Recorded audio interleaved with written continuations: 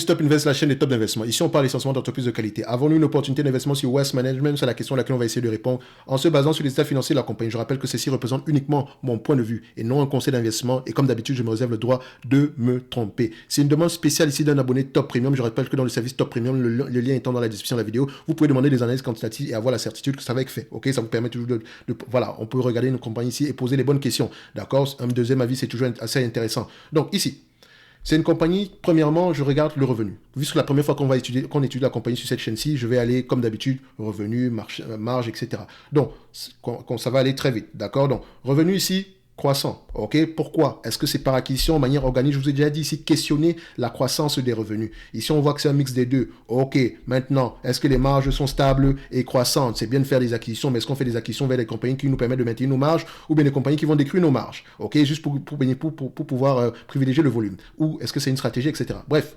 ici, on constate que les marges sont à peu près, voilà, ça va. Ok, ça va. On a une augmentation des marges sur les dernières années, si on va se dire que c'est une certaine stabilité. Mais elle a connu quand même une période difficile ici. Pourquoi? Qu'est-ce qui s'est passé à ce niveau-là? Pourtant, les marges étaient assez stables. Ok, mais on a des marges, grosso modo, assez stables dans le passé. On a eu des marges assez stables. Donc, si on extrapole dans le futur, on va se dire qu'on peut au moins rester aux alentours de 35-37 $ l'action. Maintenant, c'est bien d'avoir des marges brutes stables. Mais est-ce qu'on a des marges EBITDA qui restent également dans la même tendance? Oui, bien. Augmentation également depuis cette période-là. Et depuis à peu près 2016, on est à peu près aux alentours de 27-28% par là. C'est bien. C'est parfait. Maintenant, au niveau des net income et des free cash flow, est-ce qu'on parle le même langage? Je vais une entreprise ici qui gagne de l'argent, d'accord? Et quand je dis gagner de l'argent, c'est dire, premièrement, vous avez un résultat net et deuxièmement, vous avez des free cash flow. Ou de préférence, je préfère même le free cash flow parce que vous pouvez avoir parfois des résultats nets négatifs, mais avec des free cash flow positifs. Vu que c'est une compagnie américaine, ici, on constate que les free cash flow représentent la véritable rentabilité de la compagnie, ok? Donc ici, quand on pense qu'elle a perdu, elle était à 100 $ ici, à 100 millions ici, alors qu'elle était en réalité aux alentours de 1 milliard 170. Donc faites attention, c'est pour ça qu'il faut toujours prendre en considération les free cash flow et les mettre sur le même graphique. Donc on peut voir ici que voilà, les marges sont généralement légèrement plus élevées. En tout cas, les marges réelles de cette compagnie seront légèrement plus élevées parce que les free cash flow sont plus élevés. Donc en termes de marge, net income margin.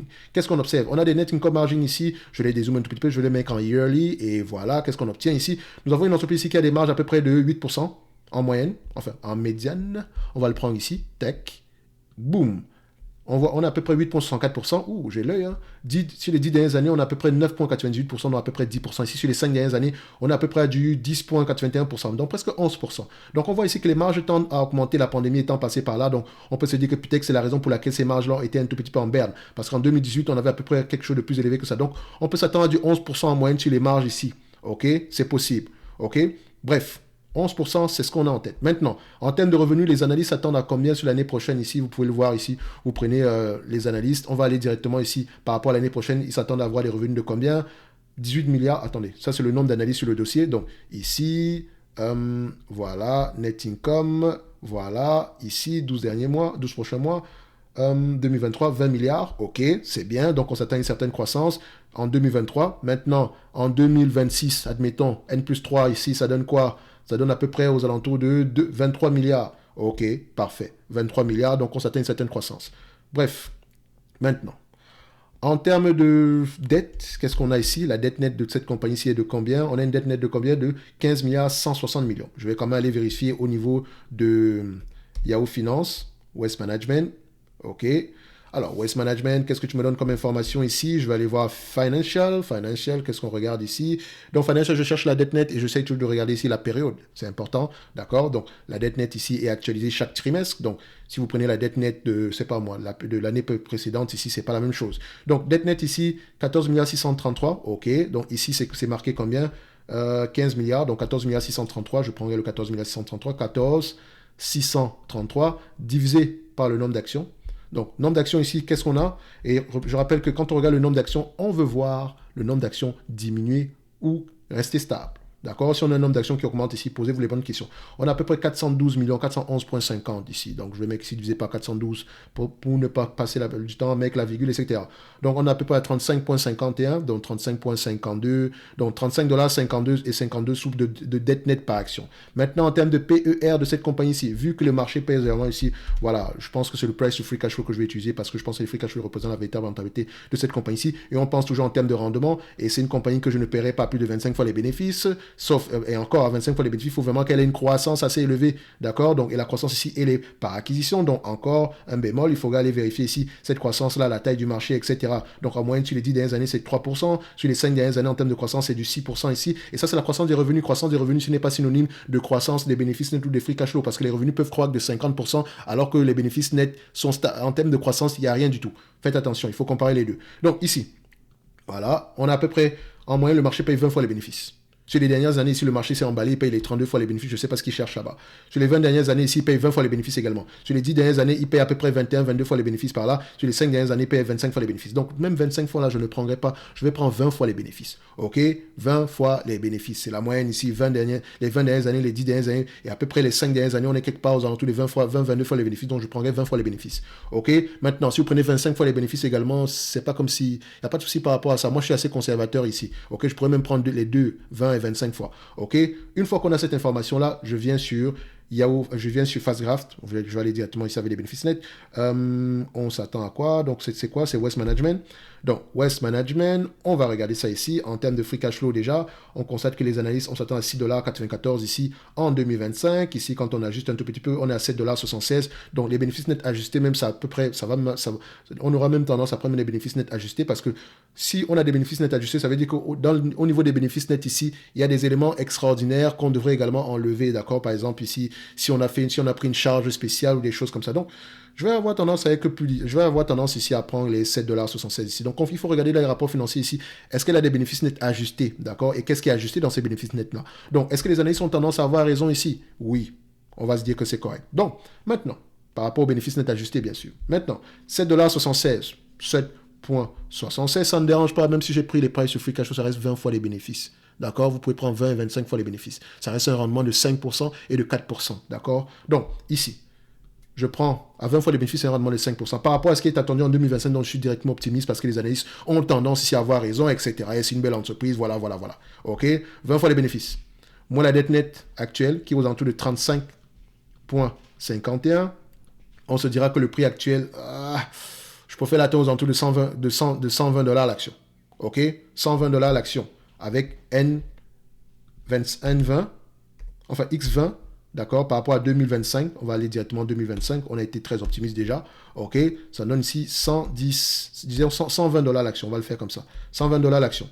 Maintenant, je prends 25 fois les bénéfices, ok, trop optimiste, etc., 25 fois les bénéfices, si ça se réalise, etc., le marché s'emballe toujours, voilà, on ne sait jamais ce qui peut arriver demain, donc si on continue à payer 25 fois les bénéfices, donc 4% de rendement ici, je fais 25 fois les bénéfices, fois 7,25$, fois 7,76$, moi la dette nette aux alentours de combien? 35$, c'est combien encore? C'est 35,5, c'est ça? 35,5. Moins 35,52, on va le mettre comme ça. Ça donne à peu près ici aux alentours de 158,5. Donc, 158,5. Donc, on va se dire ici que l'entreprise, si on le prend en 25 fois les bénéfices, en attendant un rendement de 4%, on aura à peu près 158$ à l'action à peu près. Et 158$ à l'action implique déjà une certaine croissance jusqu'en 2025. Donc, au prix actuel, on est déjà assez correctement évalué. OK? Donc, idéalement, si je veux l'acheter en date d'aujourd'hui, d'accord, je vais aller regarder aux alentours de 120 en descendant. Et encore, c'est parce que je le demande à 20 fois les bénéfices, tout en sachant que le marché paye généralement quelque chose de plus élevé que ça. Si on regarde en termes de rendement, 7,76$ à l'action par rapport au prix actuel, à 155, je vais l'arrondir, on a un rendement ici de 5%, ce qui revient à 20, sans prendre en considération la dette. OK? Sans prendre en considération la dette. Parce que si on prend en considération la dette ici, ça sera un petit peu moins élevé que ça. C'est pour ça que je dis que l'entreprise, en date d'aujourd'hui, si on compare, on est correctement évalué. C'est donc que 4 et 5% ici, donc on est correctement évalué par rapport au bénéfice net attendu. Donc idéalement, vous savez qu'on recherche à peu près du 7% ici. Donc ça dit que cette compagnie ici, pour qu'elle nous intéresse, sans prendre en considération la dette ici, il faut déjà que le marché nous donne un prix aux alentours ici. Voilà, on va mettre 7% aux alentours ici des 110, 112$ l'action par là. OK? Donc, on n'est pas loin du 120 ici, par là. OK? Ça ne dérange pas. Donc, 112, 120, ça ne dérange pas du tout. Donc, ça pourrait être assez intéressant à ces niveaux-là. OK? Si l'entreprise ici, on vous la vend à 120$ par rapport au prix attendu en 2025, ici, par rapport au bénéfice net attendu en 2025, d'accord? Vous aurez un rendement de combien? 6,46%. Pas loin du 7% ici. OK? Maintenant, pour ceux qui sont là pour le dividende, etc., croissance, blablabla, Le dividende est safe, il y a de bonnes chances qu'il continue à être croissant. Le maximum ici est attendu par rapport à la marge des bénéfices nets ici ajustés sur le prix actuel. On est aux alentours des 5%. Donc vous pouvez espérer un 5% ici, soit en rachat d'actions ou en dividende. Même vous ne verrez jamais 100% de dividende ici, mais au moins vous savez que le plafond de verre, il est à 5% par rapport à la croissance attendue ici en 2025. Donc ce dividende-là, il y a de fortes chances qu'il continue à être croissant. Moi ici, le prix actuel ne m'intéresse pas du tout. Comme je l'ai dit, aux alentours de 120, 110 dollars l'action, ça pourrait commencer à être assez intéressant ici. OK?